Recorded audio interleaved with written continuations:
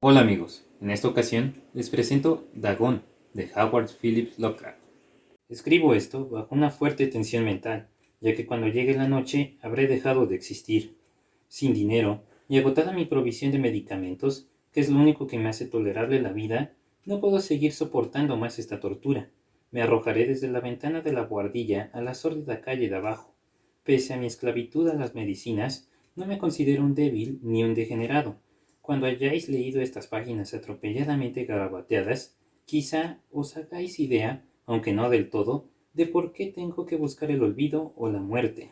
Fue en una de las zonas más abiertas y menos frecuentadas del anchuroso Pacífico, donde el paquebote en el que iba yo de sobrecargo cayó apresado por un corsario alemán. La Gran Guerra estaba entonces en sus comienzos, y las fuerzas oceánicas de los hunos aún no se habían hundido en desgracia posterior. Así que nuestro buque fue capturado legalmente, y nuestra tripulación tratada con toda la deferencia y consideración debidas a unos prisioneros navales. En efecto, tan liberal era la disciplina de nuestros apresores que 5 días más tarde conseguí escaparme en un pequeño bote, con agua y provisiones para bastante tiempo. Cuando al fin me encontré libre y a la deriva, tenía muy poca idea de cuál era mi situación. Navegante poco experimentado, solo había de calcular de manera muy vaga, por el sol y las estrellas, que estaba algo al sur del Ecuador. No sabía en absoluto a qué longitud y no se divisaba isla ni costa alguna. El tiempo se mantenía bueno, y durante incontables días navegué sin rumbo bajo un sol abrasador, con la esperanza de que pasara algún barco o que me arrojaran las olas a alguna región habitable. Pero no aparecían ni barcos ni tierra, y empecé a desesperar en mi soledad, en medio de aquella ondulante e ininterrumpida inmensidad azul. El cambio ocurrió mientras dormía.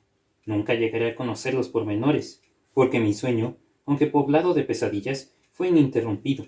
Cuando desperté finalmente, descubrí que me encontraba medio succionado en una especie de lodazal viscoso y negruzco que se extendía a mi alrededor, con monótonas ondulaciones hasta donde alcanzaba la vista, en la cual se había adentrado mi bote hasta cierto trecho. Aunque cabe suponer que mi primera reacción fuera de perplejidad ante una transformación del paisaje tan prodigiosa e inesperada, en realidad sentí más horror que asombro, pues había en la atmósfera y en la superficie putrefacta una calidad siniestra que me heló el corazón. La zona estaba corrompida de peces descompuestos y otros animales menos identificables que se veían emergiendo en el cieno de la interminable llanura. Quizás no deba esperar transmitir con meras palabras la indecible repugnancia que puede retinar en el absoluto silencio y en la estéril inmensidad. Nada alcanzaba a oírse, nada había a la vista, salvo una vasta extensión de légamo negruzco, si bien la absoluta quietud y la uniformidad del paisaje me producía un terror nauseabundo. El sol ardía en un cielo que me parecía casi negro por su cruel ausencia de nubes. Era como si reflejase la ciénaga tenebrosa que tenía bajo mis pies. Al meterme en el bote encallado, me di cuenta de que solo una posibilidad podía explicar mi situación. Merced a una conmoción volcánica, el fondo oceánico había emergido a la superficie, sacando a la luz regiones que durante millones de años habían estado ocultas bajo insondables profundidades de agua. Tan grande era la extensión de esta nueva tierra emergida debajo de mí que no lograba percibir el más leve rumor del oleaje, por mucho que aguzaba el oído. Tampoco había aves marinas que se alimentaran de aquellos peces muertos. Durante varias horas estuve pensando y meditando sentado en el bote, que se apoyaba sobre un costado y proporcionaba un poco de sombra al desplazarse el sol en el cielo. A medida que el día avanzaba, el suelo iba perdiendo pegajosidad, por lo que en poco tiempo estaría bastante seco para poderlo recorrer fácilmente. Dormí poco esa noche, y al día siguiente me preparé una provisión de agua y comida, al fin de emprender la marcha en búsqueda del desaparecido mar y de un posible rescate. A la mañana del tercer día, comprobé que el suelo estaba bastante seco para andar con él con comodidad. El hedor a pescado era insoportable, pero me tenían preocupado cosas más graves como para que me molestase con ese desagradable inconveniente, y me puse en marcha hacia una meta desconocida. Durante todo el día, caminé constantemente en dirección oeste, guiado por una lejana colina que descollaba por encima de las demás elevaciones del ondulado desierto. Acampé esa noche, y al día siguiente proseguí la marcha hacia la colina, aunque parecía escasamente más cerca de que la primera vez que la descubrí. Al atardecer del cuarto día, llegué al pie de dicha elevación, que me resultó ser mucho más alta de lo que me había parecido de lejos. Tenía un valle delante que hacía más pronunciado el relieve respecto del resto de la superficie. Demasiado cansado para emprender el ascenso, dormí en la sombra de la colina. No sé por qué. Mis sueños fueron extravagantes esa noche. Pero antes de que la luna menguante, fantásticamente gibosa, hubiese subido muy alto por el este de la llanura, me desperté cubierto de un sudor frío, decidido a no dormir más. Las visiones que había tenido eran excesivas para soportarlas otra vez, y a la luz de la luna comprendí lo imprudente que había sido el viajar de día. Sin el sol abrasador, la marcha me habría resultado menos pesada y hubiera podido acometer el ascenso que por la tarde no había sido capaz de emprender. Recogí mis cosas e inicié la subida a la cresta de la elevación. Ya he dicho que la ininterrumpida monotonía de la ondulada llanura era fuente de un vago horror para mí, pero creo que mi horror aumentó cuando llegué al alto del monte y vi, al otro lado, una inmensa cima o cañón, cuya oscura concavidad aún no iluminaba la luna. Me pareció que me encontraba en el borde del mundo, escrutando desde el mismo canto hacia un caos insondable de noche eterna. En mi terror se mezclaban extraños recuerdos del paraíso perdido y la espantosa ascensión de Satanás a través de las remotas regiones de tinieblas. Al elevarse más la luna en el cielo, empecé a observar que las laderas del valle no eran tan completamente perpendiculares como había imaginado. La roca formaba cornisas y salientes que proporcionaban apoyos relativamente cómodos para el descenso, y a partir de unos centenares de pies, el declive se hacía más gradual.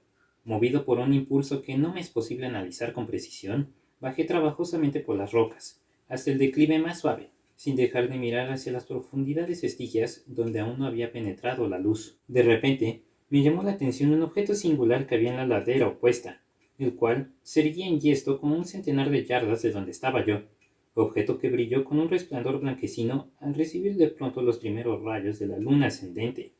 No tardé en comprobar que era tan solo una piedra gigantesca, pero tuve la clara impresión de que su posición y el contorno eran enteramente obra de la naturaleza. Un examen más detenido me llenó de sensaciones imposibles de expresar, pues pese a su enorme magnitud y a su situación en un abismo abierto en el fondo del mar cuando el mundo era tan joven, me di cuenta, sin posibilidad de duda, que el extraño objeto era un monolito perfectamente tallado, cuya imponente masa había conocido el arte y quizás el culto de criaturas vivas y pensantes. Confuso y asustado, aunque no sin cierta emoción de científico o de arqueólogo, examiné mis alrededores con atención.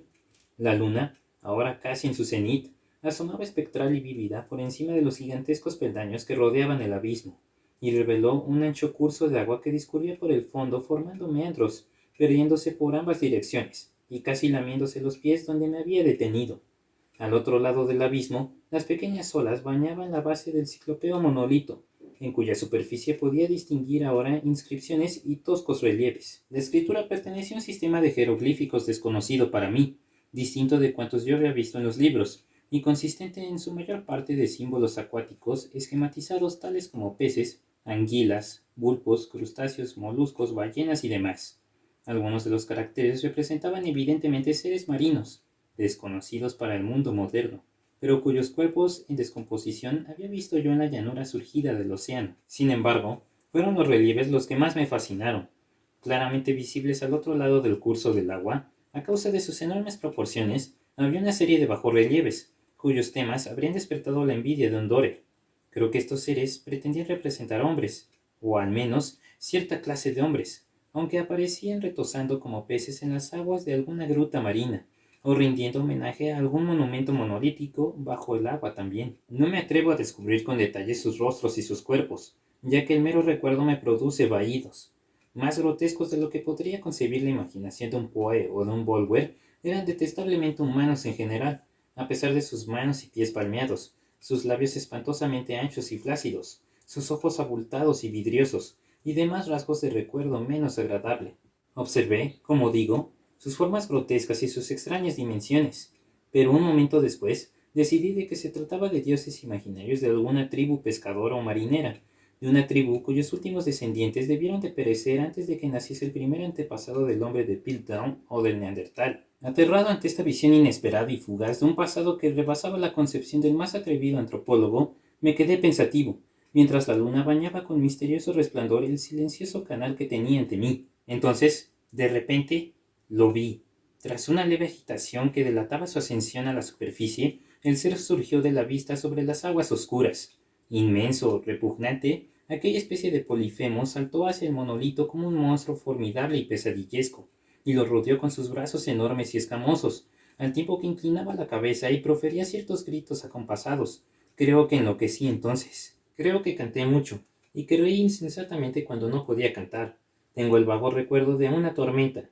Poco después de llegar al bote, en todo caso, sé que oí el estampido de los truenos y los demás ruidos que la naturaleza profiere en sus momentos de mayor irritación. Cuando salí de las sombras, estaba en un hospital de San Francisco. Me había llevado ahí el capitán del barco americano que había recogido mi bote en medio del océano. Hablé de muchas cosas en mis delirios, pero averigüé que nadie había hecho caso de mis palabras. Los que me habían rescatado no sabían nada sobre la aparición de la zona del fondo oceánico en medio del Pacífico, y no juzgué necesario insistir en algo que sabía que no iban a creer. Un día fui a ver a un famoso etnólogo y le advertí haciéndole extrañas preguntas sobre la antigua leyenda filistea en torno a Dagón, el dios pez, pero enseguida me di cuenta de que era un hombre irremediablemente convencional y dejé de preguntar. Es de noche, cuando especialmente la luna se vuelve gibosa y menguante, cuando veo ese ser. He intentado olvidarlo con la medicina, pero esta solo me proporciona un alivio transitorio, y me ha atrapado en sus garras, convirtiéndome irremisiblemente en su esclavo. Así que voy a poner fin a todo esto, ahora que he contado lo ocurrido para información o diversión desdeñosa de mis semejantes. Muchas veces me pregunto si no será una fantasmagoría, un producto de la fiebre que sufrí en el bote a causa de la insolación cuando escapé del barco de guerra alemán. Me lo pregunto muchas veces, pero siempre se me aparece, en respuesta, una visión monstruosamente vívida. No puedo pensar en las profundidades del mar sin estremecerme ante las espantosas entidades que quizás en este instante se arrastran y se agitan en su lecho fangoso, adorando a sus antiguos ídolos de piedra y esculpiendo sus propias imágenes detestables en obeliscos submarinos de mojado granito. Pienso en el día que emerjan de las olas y se lleven entre sus garras de vapor humeantes a los endebles restos de una humanidad exhausta por la guerra, en el día en que se hunda la tierra y emerja del fondo del océano en medio del universal pandemonium. Se acerca el fin. Oigo el ruido de la puerta, como si forcejeara en ella un cuerpo inmenso y resbaladizo. No me encontrará. Dios mío, esa mano. La ventana. La ventana.